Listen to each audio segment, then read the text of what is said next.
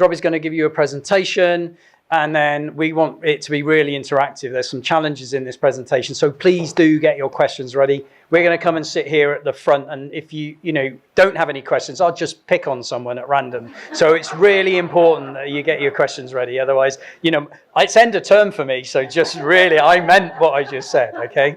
So, Robbie, over to you. Thank you. Hi, everyone. And I'm hoping by challenges he means I'm posing some challenges that we should be discussing, and hopefully I get through the slides without any challenges. But good to meet you all. My name is Robbie Epsom, and welcome to the CEnv Awards 2026, and also with World Environment Day, which I believe is tomorrow, and the theme being climate change and really driving that real world action. I thought I'd talk about a topic which I'm particularly passionate about, having worked both on the consultancy side for half of my career and then spent the last 5 to 6 years in-house in the investment world. So they let us in. I'm a chemical engineer by background, and the investment world back in 2019 started to let scientists and engineers into the room. And so I'm hoping I can share a little bit of what I observed in there that will hopefully help us drive the change needed in regards to climate change at scale. Just a little bit about me, just to set the context and hopefully add some credibility to what I'm about to tell you. Last 5 years, I've been EMEA Head of Sustainability at CBRE Investment Management. I finished that in August last year and went independent, and I'll say a little bit more about that in a second. 11 years in sustainability advisory with roles at WSP, Ricardo, and Atkins. And then a year at Unilever at the very beginning of my career, which is really where I got the sustainability bug. So this was back in 2006-07 when they were looking at what they called vitality at the time, and that really evolved into a lot of the great work that Unilever drove across the economy. And like I said, technical foundation in chemical engineering. So I come at this from a detailed side. I chose chemical engineering because I wanted to go into environmental sustainability type work. And it felt like a logical one. I'm a logical person. It was mass and energy balance, and it felt at the systems level that's what we were trying to solve. And so that felt like the right one to tackle this problem. Why did I go independent? That's a really important question. Having been a consultant advising into major companies, major infrastructure projects, having been in-house, being on the procuring side of consultants, managing big consultancy programs, what I kept noticing is I didn't have that flexibility to maybe move at the pace that I wanted to move at. There was often agendas which comes whenever you put hundreds of thousands of people together in a corporate entity. And really what I wanted to do, having worked for 18 years in the corporate world, was to have a go from the outside, but not be completely independent. And so what I've launched, and I've been able to do, is largely because of artificial intelligence and the fact that it allows people like me with experience to work across multiple domains at pace. And I appreciate there's sustainability challenges with AI as well, but there's also, I think, lots of potential for it to drive good.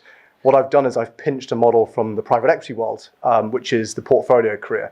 And so I'm working across multiple companies, from being an expert advisor on the Earthshot Prize, working in the philanthropy world for the Assemble Alliance, looking at getting philanthropic money to decarbonising the built environment. I've been seconded into an infrastructure investment manager. I'm chairing the CREM task force on energy use intensity and carbon intensity. I'm on an advisory board for a prop tech company, advisory partner for a solar company. So really spanning across all these silos. And what that allows me to do is really see what's working, what isn't working, by sitting across lots of different seats and allowing them to talk to each other and help unstick some of the barriers that just haven't, that have been causing a lot of inaction. So quite a different view. It sort of puts me between consultancy and in-house. Unlike a consultant, I get to be in the room still when I'm in with my clients. I'm in investment committee meetings, in board meetings with them. And so it's a bit of a different thing, and it's a fine line, but I think it's working and it's helping me to drive positive change. I'm going to focus on the built environment because this is my passion. I went in-house back in 2020 at CBR Investment Management because I believe that the built environment is where the change needs to be. I see the built environment as the wrapper around all of human activity. We often talk about it as if it's a sector. I think that's misleading because every sector in our economy, whether it be heavy industry, manufacturing, whether it be the infrastructure that moves everything between it, it is all operating within buildings. And I believe if we can fix that wrapper, then we can almost fix a lot of what goes on the inside. So rather than tackling change person by person, home by home, office by office, I'd like to look at it at a systems level. And that's really powerful because I think when I moved into CBR Investment Management, Like many of those large investment managers, they have billions of assets under management. Some of these organizations are literally managing virtual cities from a boardroom. And so the power through this world of finance to drive change, I think, is immense. And it's something as environmental professionals I don't think we are leveraging enough. And so what I want to talk about today is how that built environment wrapper around the human activity, our global economy, is shaped by what I call fictions. And I'm sure any of you who've read Yuval Harari's books will have heard this terminology as well. But the financial systems, government policies, and information economies that underpin or determine what gets built, how it operates, and who benefits, all of these things are fictional constructs. And understanding these fictions is key to unlocking, I think, the systems change that we're all trying to drive in our various domains. So I'm going to talk about the fiction of finance, the finance world. And to me, until I went in-house back in 2020, this was a world which was largely invisible unless you had a real interest in it. I'd often work on projects for buildings, but not think about what investment structure that building sat in, whether it be a fund, a REIT, or a debt structure, whatever it might be, and where those real levers of change sat to try and drive both the capital allocation, but also the things that we're all trying to do. So our economy runs on fictions, whether it be an investment fund, a corporate vehicle, a loan agreement, government budget, balance sheet, or even a corporation for that matter. These are basically promises written on a page. I want you just to sit with that for a second and think, what does that actually mean? This is words, language, KPIs, contractual mechanisms. And governments operate the same way. Policy, regulation, tax codes, building regulations, they're all language-based commitments that shape behavior at scale. And I think what's really important, and I don't want to get diverted too much by this, but I don't think I can do this presentation without mentioning it. There's a third fiction that's now emerged, which goes beyond finance, and that's the information economy, where big tech is extracting invisible value from entire populations with minimal tax or regulation, while the environmental and social cost grows. So I think that's also something which we need to wrap up in this conversation. And my message from that fiction of finance is, if sustainability does not appear as decision-grade information, both language KPIs, in our economic fictions, think IRR, WALT, EBITDA, all these financial acronyms, it simply doesn't exist in the world where transactions occur, where capital gets allocated. And what makes it even more complicated is that economy runs on value. Not the same values that many of us probably went into sustainability for, which might be driven by ethics and the right thing to do. The economy on the whole, and I appreciate there's always exceptions to any simplification like this, runs on value. And that is money spent to increase the value of something and money spent to preserve the value of something, risk-driven. And if I translate that into the world I've been operating in for the last 5-6 years in the investment world for built environment, money spent to increase value might be things like capital expenditure on energy efficiency, electrification, renewables, things that might create a premium for the fund or an increase in the rental income for the tenant, for the landlord, unlocking preferential financing terms with a lender or future-proofing the assets and maybe ultimately increasing the disposal value of that building. Money spent to preserve value might be things like adapting investment to consider things like fiscal risk mitigation, so you're not having to spend capital expenditure unexpectedly during a hold of a building.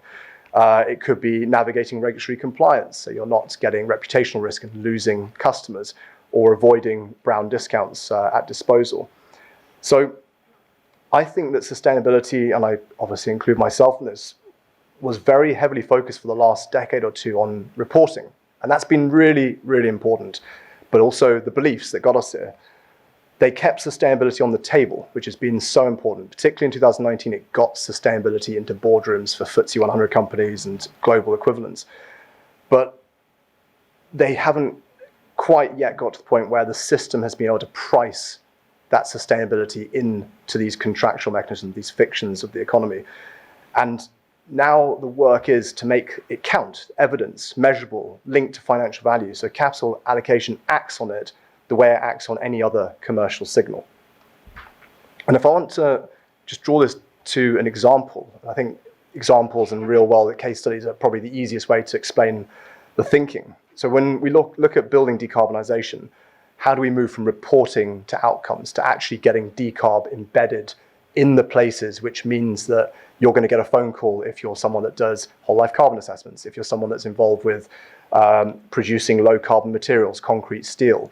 How do we drive capital to shop for those solutions, to allocate it, to build it into their designs? We've been very good at what I call the 4 E's: energy efficiency, electrification, energy procurement, and embodied carbon. Very good at measuring it, very good at reporting it. We've not been good at embedding it into these financial fictions. And if I look at the first 3 there, they're the really powerful ones. The energy efficiency, electrification, energy procurement, that gives us a value point in the market. That's a zero emission building in the definition of the European Commission. So energy efficiency, what are we trying to achieve there? It's binary, right? We want it to be highly efficient. And there are definitions for that. Even though they're ambiguous and they're spread, 60 kilowatt hours per square meter per year for an office asset, Mediterranean climatic zone, it's either one side or the other of that. So there's something which the market can aim for. Electrification, you either switched off the gas or you haven't. The building is either fully electrified with highly efficient energy or it isn't. Energy procurement, what's left of that highly efficient, fully electric building? Are you procuring it from 100% on-site renewables or credible off-site renewables where you can't do it on-site? If those 3 things are true, you have a zero-emission building. That's a value point. And what we haven't been doing is building that into the place where the money then flows down the value chain. So if I give you an example of that, the investment world is very good at selling what they call value-add funds. Funds where they might buy an asset and they improve the value in some way. Historically, that would be to make sure that you're getting, as many of you will know, a tenant to potentially pay more money. It might have been things like a nice new facade. It might have been a complete new fit out. But now the market is starting to sell things like brown to green funds. And there's a structure for this, things called Article 8, Article 9, if any of you are familiar with the Sustainable Finance Disclosure Regulation, lots of acronyms in the finance world as well.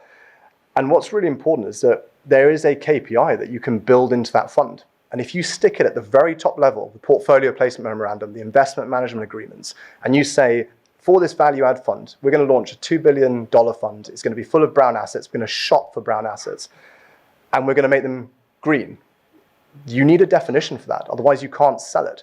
And if the definition exists, which it does, and for those of you familiar with the EU taxonomy, defines these KPIs. A 30% reduction in primary energy demand is what the EU taxonomy considers to be green when it comes to improving energy efficiency. So if you sell a fund that says, as a red line minimum, if I take your investor capital, all the assets in this brown to green fund will achieve a minimum of 30% reduction in primary energy demand, and hopefully you set some contingency there so you know you can achieve it. You have now sold something which is a binding element of that contract, and that will feed down. That means that every time one of those buildings comes up for refurb, they're going to be looking for people that can do a whole life carbon assessment. They're going to be procuring low carbon materials. And they're not going to be measuring this because they are doing a CSR report. They're going to be measuring this because they're reporting to their investors who are asking for this because it was what they paid for and it's what they signed up for. And so that's one example of many. And I think building decarbonisation and actually to some extent climate adaptation into the fiction of finance, fund structure, debt term sheets, etc., is actually quite straightforward. It's mainly that we've been missing from the room to help them understand and define that. The challenge, I think, is how do we also do this with biodiversity, with social value, with all the other things that we're trying to drive. So what am I doing about it? Because one company doesn't change everything. And this is one of the case studies I talked about with the Society for the Environment. I tried to convene the market. So I worked with RICS, the IIGCC, and we launched something called Aligning Real Estate Sustainability Indicators, or RESI. And the premise of this was I didn't want anyone to pay for it. I wanted it to be open source, no membership paywalls, and fully collaborative. And we convened the valuation community, banks, lenders, investment managers, GPs, LPs, if you speak the language of the investment management world. And we tried to say, how can we make this work so that the things that are already out there, things like SFDR, like EU taxonomy, like the Energy Performance Building Directive, all these things that already exist, how can we address some of the underlying ambiguity in that so that the investment world trusts it and is comfortable to build it into all these various financial constructs? And that worked pretty well. We got a lot of people together. We got a white paper out. We've just recently managed to convert some of that thinking into a book published only last month called ESG in Real Estate. And so we've made some progress. Have we got there? No, we're still not there yet because we are still a small number of us trying to change something that has happened a particular way for many hundreds of years. But maybe if I just give you some examples before I move on to my last couple of slides of where sustainability really bites in this world. What I've seen is fund mandates. I talked about getting it into the portfolio placement memorandum, the investment management agreements, the side letters. These are all the things that the investors really care about and will do if these KPIs, these promises, the language written on a page is done. But also loan covenants, the world of debt, sustainability-linked loans, revolving credit facilities, all these things. These guys are lending money. And if the lending term sheets, the debt covenants also say, we're only going to lend you this money if you achieve this. And we're seeing this come in. You're seeing an upside and a downside. I had no idea what the word BIPs meant when I first joined the investment world, but 5 bips, 5 bips up or down, effectively, more interest or less interest if you achieve or don't achieve the KPIs. These things are happening, and actually, it's evolving at pace. The debt world is moving to the point where it's actually becoming a prerequisite to accessing debt to make sure you're doing some of this stuff. But again, there's ambiguity, and so there's still friction. Acquisitions. If this is built into acquisition criteria, where do you think it's going to appear? It's going to appear in technical due diligence requirements alongside all the legacy TDD work. Green leases, making sure that the occupiers are signing up to this in their lease agreements, but also making sure that the property managers have this in their contracts so that they're managing the properties with these KPIs baked in as legally binding elements. And valuations, making sure that the valuation world is providing the evidence and the guidance of what the valuers need to provide to make sure there is an upside. Because even if we get everything else right, if this doesn't actually add value, they're still not going to do it. So we have to show how does it drive value. And it does. If you can get rooftop PV on an asset, on a logistics asset, quite often you can increase the rent, and there's evidence out there for that. But we've got to get the valuation community really showcasing that as well. And then lastly, things like carried interest, the incentives that drive the investment world. So it's not about reporting for reporting's sake. It's about sustainability as a commercial lever of change and making sure that all the things which we know how to do, the solutions we've got in our community, are featuring in the way that these guys are structuring it. And I'll finish on this last slide just to really show you that decarb's a good one, and this is why I've managed to probably leverage this the most. Decarbonisation is an economic certainty, and I can say that now that I'm independent, but I genuinely believe this. And why is that? Because fossil fuels are not a good invention. Anyone who looks at this knows that, that movement of, energy to kinetic energy with the things like the combustion engine, it's low efficiency. You look at a battery, and if we forget about all the propaganda around things like batteries, just look at the fundamental of the efficiency of energy to movement. It is a good technology, but also the volatility of the world at the moment, and I don't need to go into the detail of that, these things are problematic for businesses. And so electrification makes commercial sense. Renewables makes commercial sense.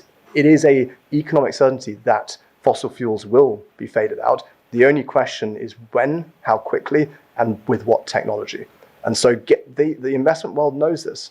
What they're challenging with is how do we make this part of their investment criteria so that it is considered alongside all their other commercial decisions. So just to wrap up, I think the call to action here is it is on us. And it's not easy to convince this world. This is a world that has operated this way for hundreds of years. If I were to give you 4 calls to action, one would be speak the language of value. Frame every sustainability initiative in terms of the value created or the value preserved. If you cannot articulate why it matters to an investment committee, to a lender or a board, then we need to rethink the framing, because we can't rely on everyone caring. There will be people that care, but we need to make this make economic sense. And the economic case exists. The challenge for us is to build it into that sort of structure.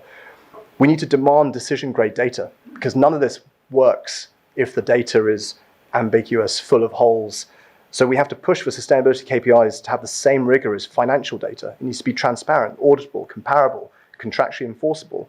Ambiguity is the enemy of action, and it doesn't have to be perfect. Financial data is not perfect, but they still manage to make very big decisions with financial data. We cannot be using lack of data as an excuse for sustainability to not feature. Embed, don't advise. Move sustainability from advisory sideline to contractual obligation. Fund mandates, loan covenants, purchase price agreements, green leases, contracts. These are the levers that drive the real world outcomes. So don't just deliver reports. Think about how you can then work with your clients, with your companies, to build this into the places which people then do. Contracts are followed on the whole, hopefully. And then lastly, and this is the kind of slight sideline, I think we have to all engage with the information fiction. And this is a little bit of a sideline, but I genuinely believe that both environmental, social value professionals need to be part of the conversation on artificial intelligence. AI, big tech, extract data with minimal tax regulation. We have to address the environmental costs and the social impacts, energy, water, data mining, job displacement, inherent bias of the information economy. It is another fiction of our economy, the stories, the constructs we've shared, not just in human shared consciousness, but in AI shared consciousness now. And I think, like climate change, this is the next needle that needs threading. And I think sustainability professionals are very well placed to help thread that needle of ambiguity. So a little bit of a side thought, but also something which I wanted to include in the call to action. I'll pause there.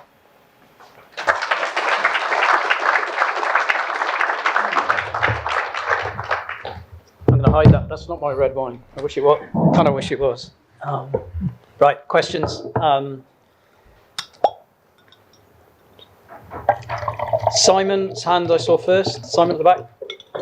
Yeah, hi. So as AI is the focal for so many decisions now, and it's becoming increasingly the way that people make decisions, how can we, as environmental and sustainability professionals, try to influence what AI is telling decision makers?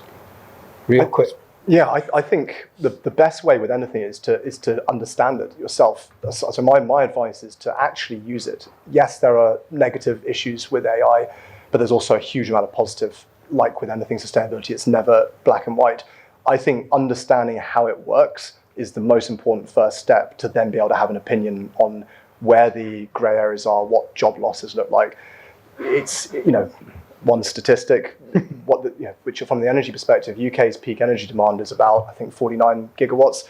I think the queue of energy requirements is about 51. So we're talking double UK peak demand, driven largely by things like hyperscale data centers, driven largely by the rise of artificial intelligence and data. So it's huge energy, water needs, but equally there is so much good. But I think if we as the sustainability community don't throw ourselves into this, understand how it works, the good and the bad, the risks and the positives, then we won't be able to have it to say. Thank you. Sophie, 4 in. Gentleman 4 in, I think, from Simon, same row. Yeah. If you could take the microphone, please, and then I'll come to the lady here, and then I'll come. Hi, thank you. One of your fictions, I think, is land value or real estate value.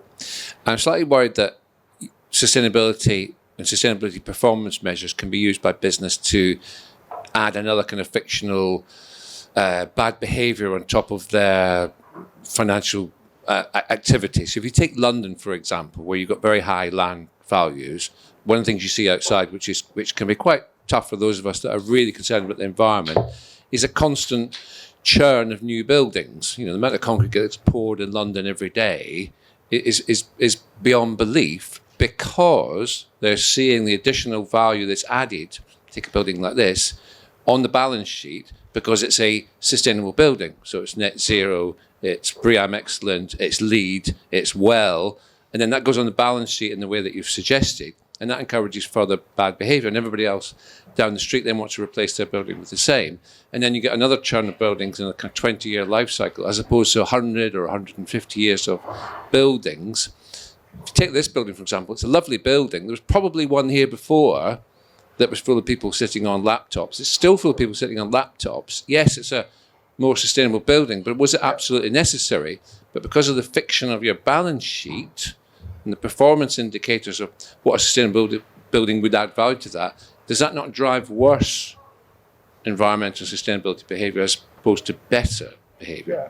So I think firstly, valuation, definitely not one of the kind of fictions I meant. So valuation community is very key in proving the reality when you set up a fund structure. So if you're going to set up a brown to green and you achieve your 30% reduction in primary demand, if the valuation community doesn't recognize that there's been an increased value, it will get to the point where, well, we're not, we haven't had that value add that we thought we would get at the sort of start of structuring that product. So I think the valuation community needs to be part of validating the KPI that's sold at the top end of a fund to make sure that it actually does come to fruition. So for example, at the moment, what is a zero-emission building worth?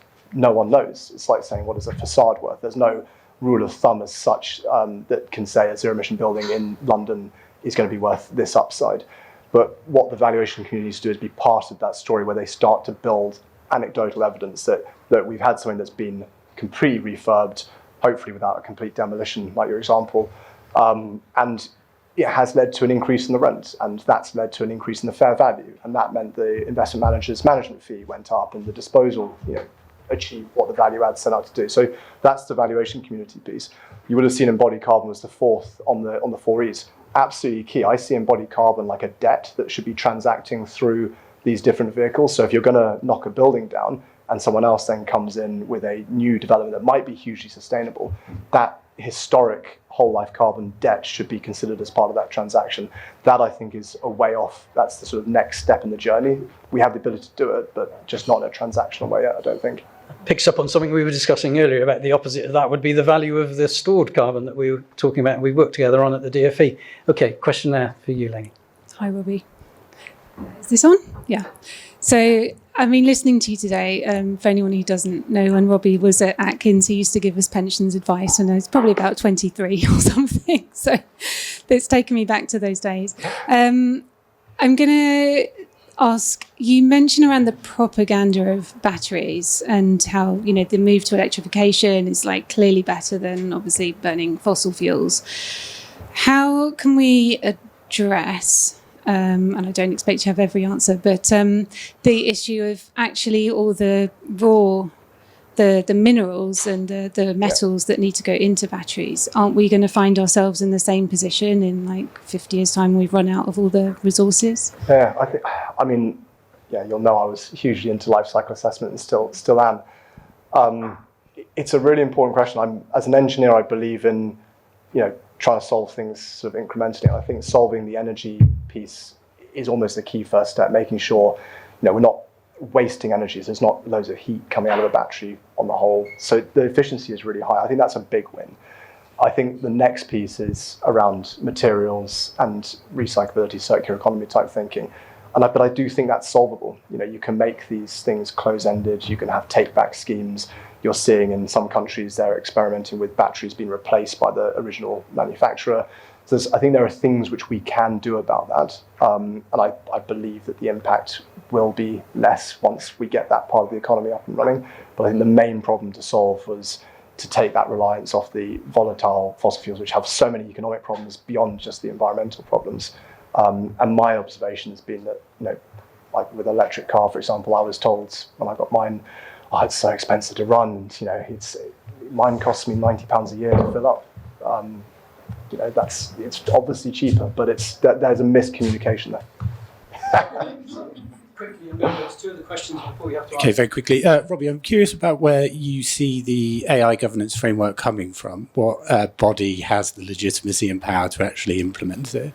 Because these companies are multinational, they can relocate to where a jurisdiction doesn't demand that kind of framework. So curious about where you see that emerging. I'm only doing this because we're running out of time, so I'm going to go behind you first. So if you ask a question, you've got to remember all these three, Robbie. Cool. All right. I'm glad that you left that slide up at the end, because to me, that language of value ties directly in with social impact. I spend a large portion of my daily work convincing companies and people about the value of registration. And essentially, that translates into, with this, you can trust me. How do you see that last piece there about that information fiction, where you say inherent bias of the, sorry, I'm losing the thread a little bit. I get where you're going with it, though. Yeah. Yep. How do you see that linking up, where it's people and trusted professionals that drive change? And how do we, I suppose, act as middleman to actually implement what you're talking about here? That was a subject of debate at the CEnv board earlier today. Hi, thank you for the presentation. So it's interesting because it's all based on the current kind of capitalist market. And my question more is like right now as a sustainability consultant, we are doing a lot more in donut economics framework and new type of frameworks. And I'm just wondering, how do you envision or what do you think would change with these frameworks, and how can we rather direct it towards that? And like, I know the contracts are not going to change right now, but we are trying to aim towards it. And if we start fitting everything in the current contracts, then how are we going to go towards the future? So that's more of a question, like how do we push the economy while also change the fundamental of the economy as well? Three big questions. On AI governance, I mean, it is a very complicated subject. My mind in just what's happened in the last 3 months, and without sounding like I've got an unhealthy relationship with AI, I probably spend 10 hours a day in AI models. Not because I'm chatting to ChatGPT, because AI is effectively the new operating system. I don't open up a spreadsheet anymore. AI gives me my spreadsheet after I've given it the instructions, and mostly it's 90% there. I then work in that spreadsheet with AI to edit the spreadsheet like I would with a graduate, which is terrifying because I don't need the graduates, which is another piece.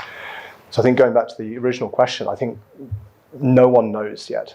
And I think only by using it can we start to work out what questions we need to be asking.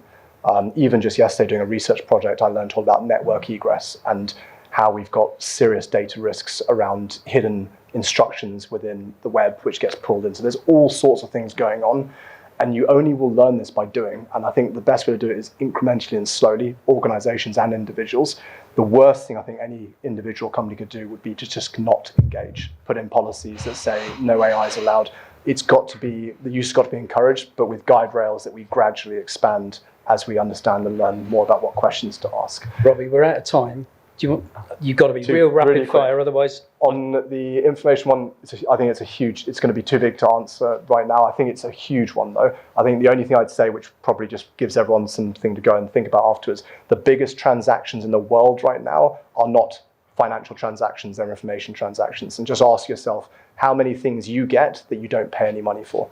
And so that, when we talk about the invisible world of finance, the invisible world of information is even more invisible. We are literally being mined country and individual level for value, which we are not really knowingly selling, and there's not even contractual mechanisms. On the capitalist question, I think sustainability people are not going to change capitalism, but I think as we start to build this in, what it does is it creates a new type of better capitalism, which hopefully starts to get to where we ultimately want to get to, and hopefully one which can wrap this new information transactional world into it as well. Thank you. So just to pick up on the point there about the registrations as well, we talked about this today, as I mentioned. I think it's a fundamental role of the society and its members to actually underpin and link these things in. And I think the way that Robbie has taken us into sort of some of those different worlds and how they might operate and how they operate in the future shows us the way of how we've got to step outside the box and influence through other channels. So I really appreciate that underlying tone, because it picks up on things we were talking about today, and CEnv is working on a new strategy about to be launched. With that, we're out of time. Robbie, thank you very much.